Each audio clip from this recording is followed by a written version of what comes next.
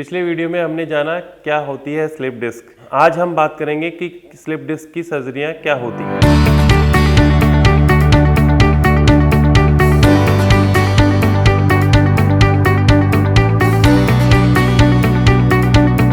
Hello friends, I am doctor Mukesh Haridwar, director of spine surgery eight Indus Jaipur hospital.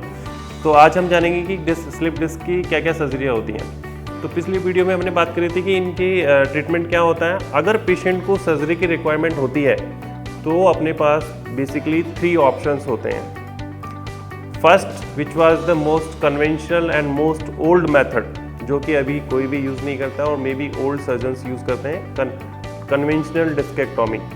Second and best and gold standard is micro discectomy and third and most latest is endoscopic discectomy. तो आज हम इन तीनों के बारे में बात करेंगे और इनके अंदर क्या डिफरेंसेस होती हैं इनके बारे में बात करेंगे। सबसे पहले बात करते हैं कि कन्वेंशनल डिस्केक्टोमी क्या होती है। पहले पुराने टाइम में एडवांस इंस्ट्रूमेंट अवेलेबल नहीं थे, माइक्रोस्कोप्स अवेलेबल नहीं थे, तो नर्व्स को देखने के लिए सर्जन्स को ज़्यादा ओपन करना पड़ता था। तो that was open surgery. Patient के पूरा बड़ा इंसिजन लगता था बैक में, दोनों तरफ से पूरी मसल्स को हटाया जाता था।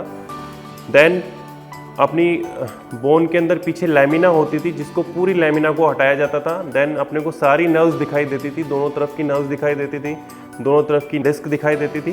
देन जिधर डिस्क प्रोलैप्स है उधर से सर्जन जा करके नर्व को रिट्रैक्ट करके डिस्क को रिमूव करता था। That was old kind of method, अभी यूज़ नहीं होता है ये मेथड।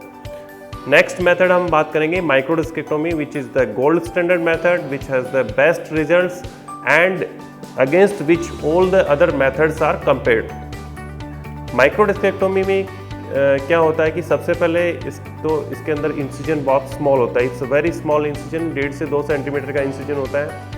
इस इंसिजन के थ्रू कोई भी मसल डिसेक्शन नहीं करते, कोई चीराफाड़ी नहीं होती। जस्ट मसल्स के बीच में से डायलेट करके हम लैमिना के ऊपर एक ट्यूब अंदर एंटर करते हैं। इस ट्यूब के थ्रू ऊपर माइक्रोस्कोप फिट करते हैं अपन। माइक्रोस्कोप से अपने को बहुत it looks like 6 to 7 times bigger दिखाई देती है लैमिना एंड नर्व्स। लैमिना के अंदर एक बहुत ही स्मॉल होल बनाया जाता है, जो कि एक हाई स्पीड बर से बनाया जाता है। बर से होल बनाने के बाद अपने को नर्व्स क्लियरली दिखाई देती हैं, बहुत छोटी नर्व भी क्लियरली दिखाई देती है। नर्व को हल्का सा रिट्रैक्ट करके जहाँ पे डिस्क प्रोलैप्स होता है हम एग्जैक्टली वहीं पे एंटर करते हैं और डिस्क को रिमूव कर देते हैं, नर्व का प्रेशर हटा देते हैं। तो इसके कारण कोई भी मसल डैमेज नहीं होता है, कोई भी मसल डिसेक्शन नहीं होता है, कोई ब्लीडिंग नहीं होती है, बहुत छोटा इंसिजन होता है, नर्व का प्रेशर हट जाता है। तो पेशेंट को इमीडिएटली एंड फैंटास्टिक बेनिफिट्स मिलते हैं। जैसे कि सर्जरी के कारण जो कोलैटरल डैमेज होता है, जो सर्जिकल साइट का डैमेज होता है, जिससे अपन सर्जरी की साइट पे पहुंचते हैं और सर्जरी करते हैं, उसके कारण जो डैमेज होता है वो बहुत मिनिमम होता है। तो पेशेंट को पोस्ट ऑपरेटिव पेन बहुत कम होता है। पेशेंट का पैर का दर्द ठीक हो जाता है क्योंकि अपन ने नर्व का प्रेशर इफेक्टिवली हटा दिया है। तो पेशेंट को बहुत पैर में बिल्कुल इमीडिएटली रिलीफ मिल जाता है। It's like a magical. तो patient immediately post operative period में 2 घंटे बाद आराम से चल फिर सकता है, अपना खुद उठ बैठ सकता है, खुद चल सकता है, अपने सारे काम खुद कर सकता है। पेशेंट को हम इवनिंग में डिस्चार्ज कर सकते हैं या नेक्स्ट डे मॉर्निंग में डिस्चार्ज कर सकते हैं। इसमें कोई बहुत ज़्यादा रिहेबिलिटेशन या किसी चीज़ की रिक्वायरमेंट नहीं है। 2 वीक्स के अंदर पेशेंट अपनी ऑलमोस्ट सारी एक्टिविटीज़ चालू कर देता है। डे 1 से पेशेंट अपने personal hygiene and patient is able to do everything. तो ये होती है माइक्रो डिस्केक्टोमी। अब हम बात करेंगे कि एंडोस्कोपिक डिस्केक्टोमी क्या होती है। तो एंडोस्कोपिक और माइक्रोस्कोपिक डिस्केक्टोमी में बहुत ही छोटा सा डिफरेंस होता है कि एंडोस्कोपिक डिस्केक्टोमी में हम एक ट्यूब डालते हैं जिसके अंदर एंडोस्कोप होता है। तो एंडोस्कोपिक डिस्केक्टोमी में ट्यूब जो होती है बहुत स्मॉल होती है। माइक्रो डिस्केक्टोमी में जो ट्यूब होती है वो थोड़ी सी बड़ी होती है।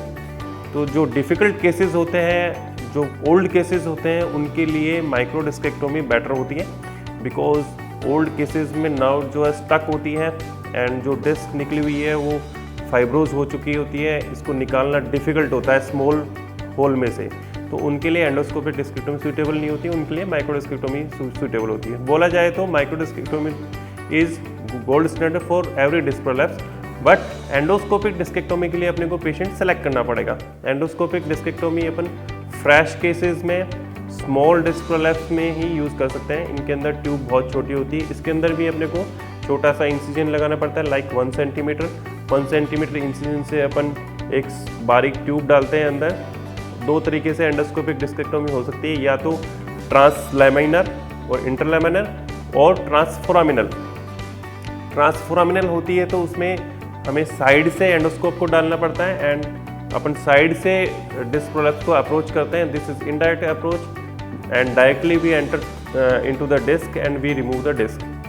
Then second one is also similar to microdiscectomy which is translaminar method, जिसके अंदर हम पीछे से एंडोस्कोप डालते हैं, लेमिना के अंदर स्मॉल होल बनाते हैं, then we enter in between the nerves, nerve को थोड़ा सा रिट्रैक्ट करते हैं एंड डिस्क को रिमूव करते हैं। तो ये तीनों मेथड थे। आजकल हम जो मेथड यूज़ करते हैं वो मोस्ट एडवांस मेथड यूज़ करते हैं, माइक्रोडिस्केक्टोमी एंड एंडोस्कोपिक डिस्केक्टोमी। ओल्ड मेथड हम यूज़ नहीं करते हैं। पेशेंट डे 1 से कंफर्टेबल रहता है, दोनों ही मेथड में पेशेंट को हम इवनिंग में और नेक्स्ट डे मॉर्निंग डिस्चार्ज कर सकते हैं। दोनों के ही रिजल्ट्स फैंटास्टिक हैं। ये थे स्लिप डिस्क सर्जरी के 3 इंपॉर्टेंट प्रोसीजर्स। आगे हम जानेंगे कि क्या होती है माइक्रोडिस्केक्टोमी। आगे जानने के लिए बने रहिए हमारे YouTube चैनल पे। Thank you.